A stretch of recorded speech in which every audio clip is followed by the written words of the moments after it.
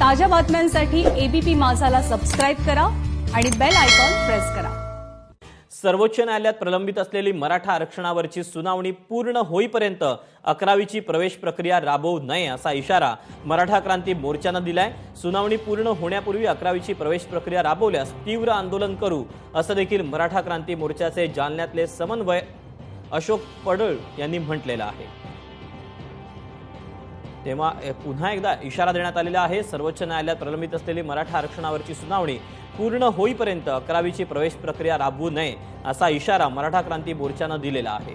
11वी प्रवेश प्रक्रिया जी असेल ती प्रक्रिया आमच्या मराठा समाजाचं आरक्षण जे स्थगित झालं आणि त्याला न्यायालयाने 4 आठवड्याची सुनावणीसाठी 4 आठवडे दिले, त्याच्यामधून 2 आठवडे उलटले आणि अजून 2 आठवडे बाकी। 2 आठवड्यानंतर जी सुनावणी होईल त्या सुनावणीनंतर यांनी 11वी प्रवेश प्रक्रियेची प्रक्रिया घ्यावी अशी मी मराठा क्रांती मोर्चाच्या वतीनं मागणी करतो।